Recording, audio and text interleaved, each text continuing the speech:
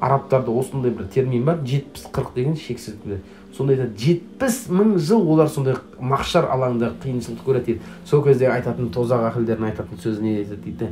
Я Раббым, ертерек таразыңды басташы, тозақы, жәннаттылық уақытыңды басташы деп қатты қиыншылықтан сөйтіп айтып жүреді дейді.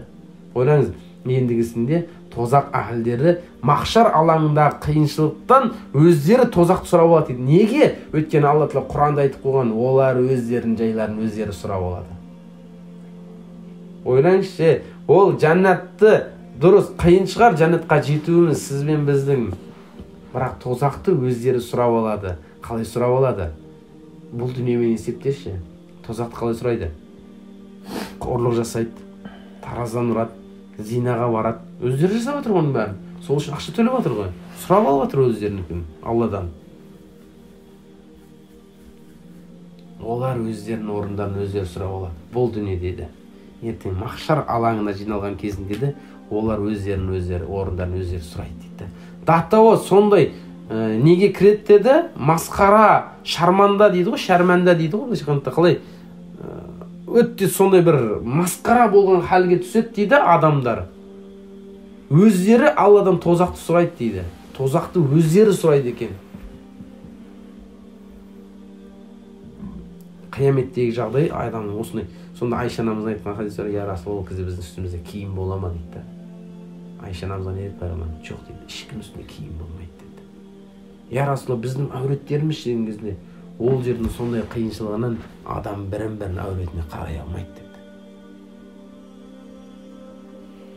Бір жерде өрт болып жатса, енді лауылдаған сондай бір сондай бір аламан өрт алды. Мысал ретінде, түннің бір уағына дейік. Бүкіл ел өртеніп кетіп отыр да, мысалға.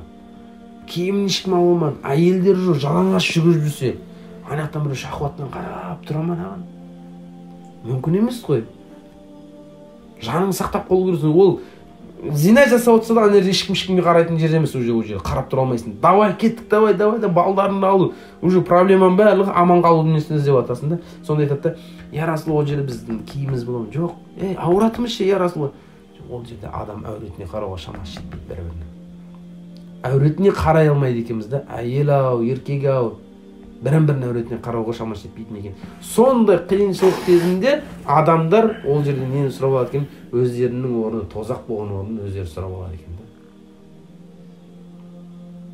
Сондықтан да бұл дүниеде жүрген кезімізде бізге Алла Тағала берген кезінде өз нығметтерін, өз себептерін орнына пайдалануымыз керек та. Көп қой себеп. Уақыт дегеннің өз бір себеп нәрсе ғой. Сенің уақытыңның бос болып қалуы. Рамазан айында карантиннің болып қалуы бір себеп қой. Құран бітіре алмағандарымыз бар әлі ішімізде. Бір себеп. Тарауих қалай оқыдыңдар үйде деген тағы бір себеп бар. Рамазан айы өте бір жеңіл өтті, ораза ұсталып, енді жұмыстамын, ораза ұстай алмаймын деушілерге де бір себеп болды. Рамазан айында карантин болды, ораза ұстадың ба?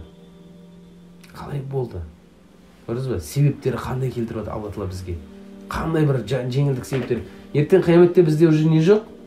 Айтарға үзір жоқ. Я Расулалла, я Раббым, уақыт болмады дей алмайсың да? Уақыт бар екен да? Бір сынап көрді болды ғой. Уақытың бар екен. Уақытың болғанда да істемедің ғой деген сөз ғой. Я Раббым, денсаулығым болмады дей алмайсың да, өткен денсаулық бар болғанда да істемедің да.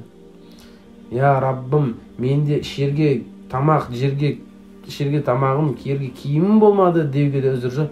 Өткені бар кезінде не істедің деген сөздер шығады да. Сондықтан да Алла Тағала барлық нәрсені өзінің іліміменен қамтып қойған. Ертең үзір айта алмайтындай жағдай қойып қойған бізге. Өйткені мынау тұрған стенкі, мынау тұрған полымыз, сіз бен біздің ертең бір-бірімізге куәлік беруіміз, ертең Алла Тағаланың алдында куәлік береміз бір-бірімізге.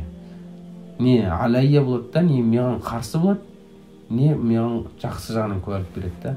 Осы күні осы Әсет деген осы жерде бір уағыз айтып еді, жәннат жайында, тозақ жайында, олардың әхлі жайында, бір-біріне себеп керек болатындығы жайында уағыз айтып еді деген кезінде бұлар стенкалар куәгерлік беруі мүмкін да, жақсы жағынан. Ал енді амал ете алмасақ, бұл нәрсені естіп тұрып, кейіннен Алла Тағала басқа жерде сіздерге куәлікке басқа біреу тұрғызады да, ей Ернар, жандос, естідің ғой сен. Айтылды ғой, тозақта адам өзі сұрап алатындығы жайында айтылды ғой. Неге сұрап ал? Не істеп алсың? Бос жүрсің. Құран қайда? Намаз қайда? Құлшылық, түндегі намаз қайда? Ата-ананы сыйлау, құрметтеу, қоғаммен бір болу, тазалық, фитнадан аулақ болу деген себептер қайда? Алла Тағала себеп қалдырмайды екен бізге. Ешқандай үзірге орын қалдырмайды екен қияметте.